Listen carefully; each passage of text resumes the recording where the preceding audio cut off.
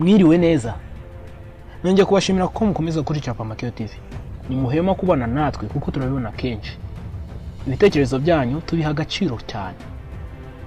Iki ni ikiganiro mukunda cyane Isi n'abantu.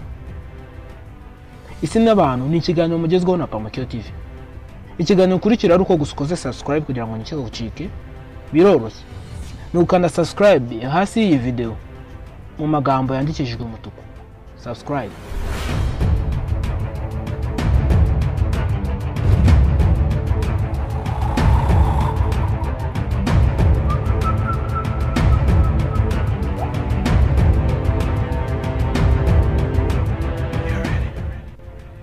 Dukomeje mu kiganiro cyacu Isi n'abantu.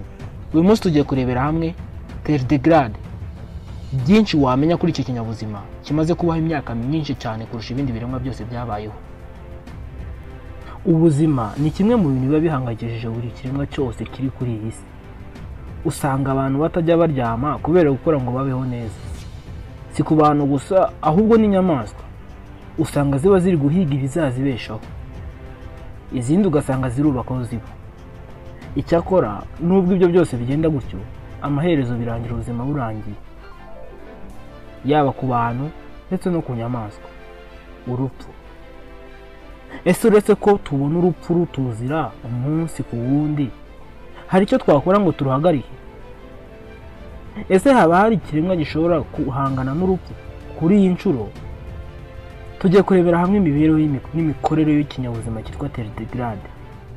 Tardigrade iki kikaba gishobora kuba mu buzima bubi bushoboka, ariko kikaba imyaka myinshi ntacyo kiraba.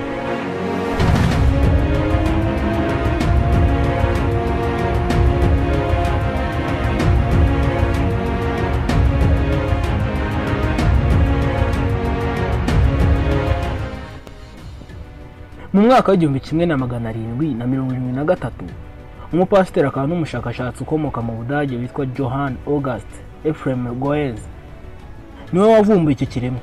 Icyakora mu myaka 3 yakurikiyeho uwitwa Lazzaro Spallanzani ukomoka mu Butaliyani niwe wavumbuye ko iki kiremwa gifite ubushobozi buhambaye bwo kuba imyaka myinshi.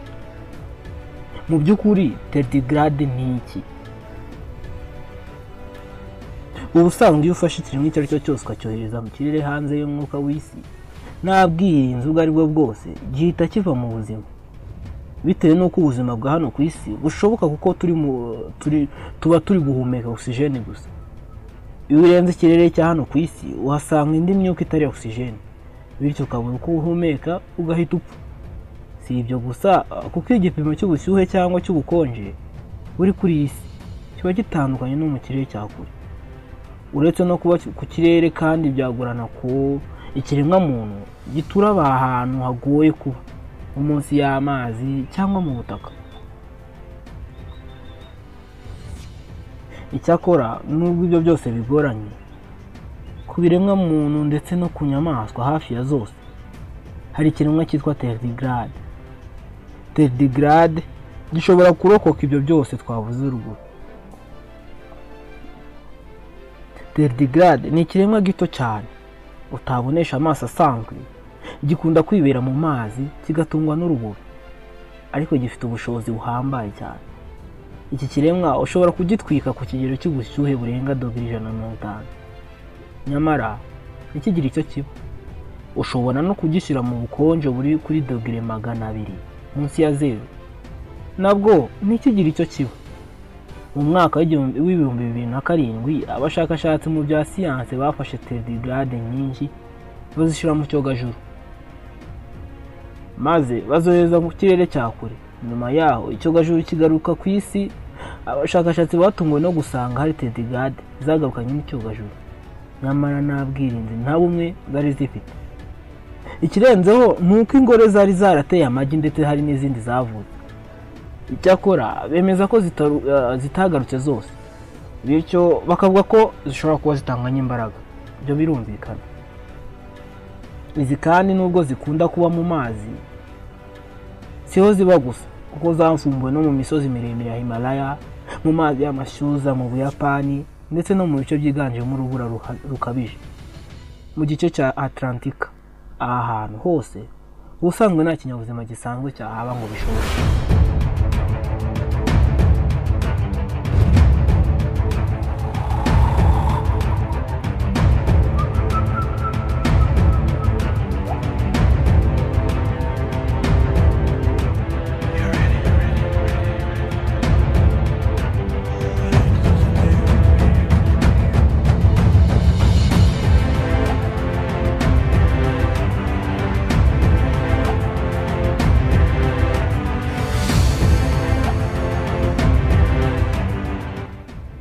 Ndakwibutsa ko ari Pamakeo TV uri gukurikira. Niba uri mushya, kora subscribe kugira ngo n'ibiganiro byinshi nk'ibi ngibi bijye bikugeraho mu buryo bwihuse. Mu mwaka w'igihumbi kimwe na magana cyenda mirongo icyenda na gatanu, abashakashatsi bafashije ikiremwa baragitwika kirakongoka ku buryo bugaragarira amaso. Babeka ibyo twakwita ivu bagitwitseho, nyamara nyuma y'imyaka 8 babafashe ryavu barishyira mu mazi, barisha mu byuma bireba, babona cya kinyabuzima gitangiye kugenda mu gihe gito cyane kitaragera no kwisaha. Ubusanzwe abahanga bemeza ko ikinyabuzima icyo ari cyo cyose kidashobora kubaho nta mazi, ariko iyi tardigrade yo ishobora kuba mu buzima budafite amazi imyaka myinshi cyane. No mu mwaka w'igihumbi kimwe na magana cyenda mirongo ine n'umunani, umushakashatsi w'umutaliyani Tina Francis yatangaje ko ubwo yari gukorera ubushakashatsi mu nzu ndangamurage hari bimwe mu bikoresho yavanyemo byo kwifashisha mu bushakashatsi bwe, maze baza kuri ibyo bikoresho basangaho tardigrade zumiyeho ariko zikiri nzima. Bemeza ko zari zimaze imyaka irenga 120 kandi aho zari ziri nta hantu na hamwe hahuriraga n'amazi. Ibi rero ni bimwe mu byemeza ko ari byo binyabuzima byonyine kugeza ubu ngubu ushobora kubaho igihe kinini nta mazi bibonye kandi bikarokoka. Ese ubundi mu by'ukuri bibikora gute ngo bibeho nta mazi?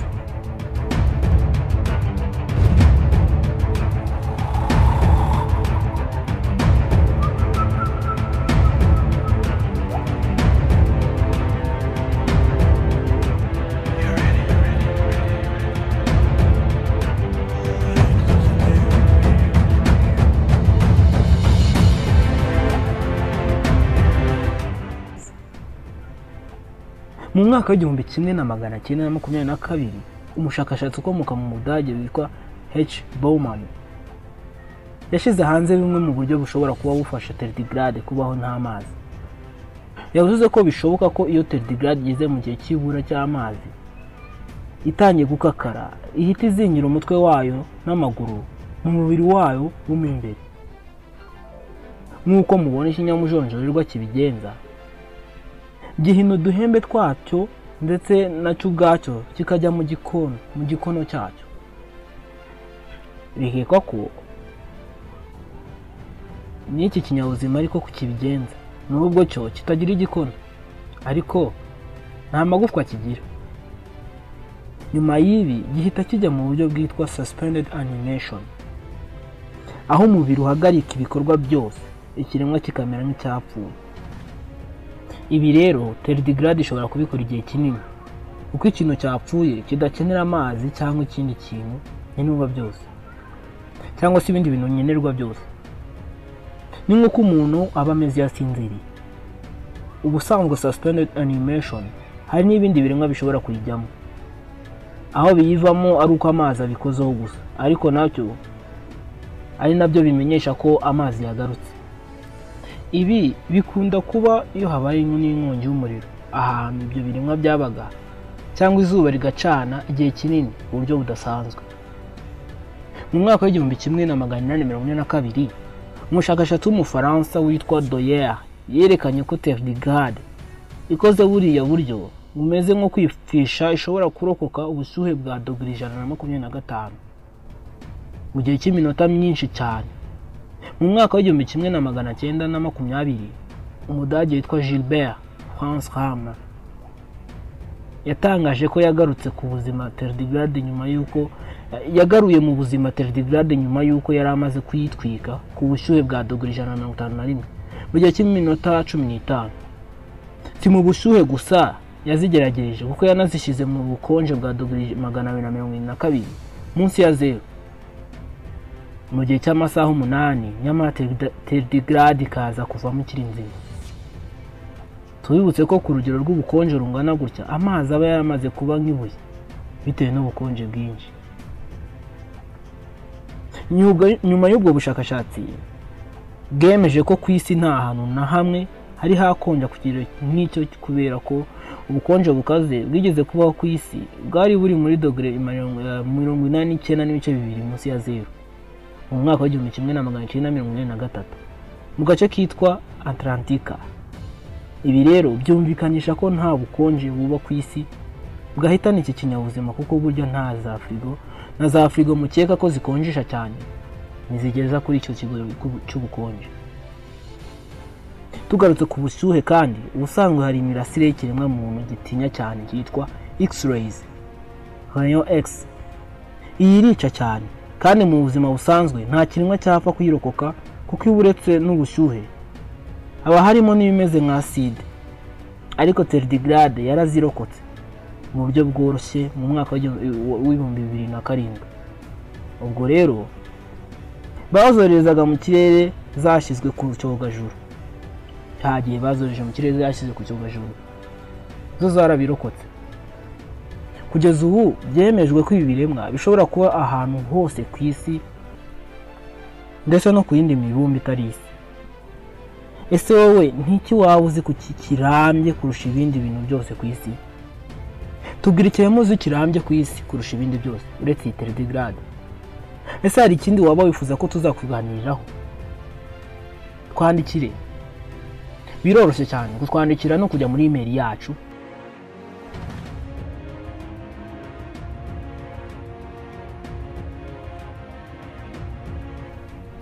mwibutsa gukora subscribe kugira ngo ujye ubana natwe ibihe byose turi kumwe nawe. Dushimishwa n'ibitekerezo byanyu. Inyunganiziho sinakubwira ni ibintu bitwubaka cyane kuko bitweka ko turi kumwe. Ukomeze mugire ibihe byiza kandi mucikwe n'ikindi kiganiro kiri kuza. Iyi ni Pamakio TV, ikiganiro isi n'abantu.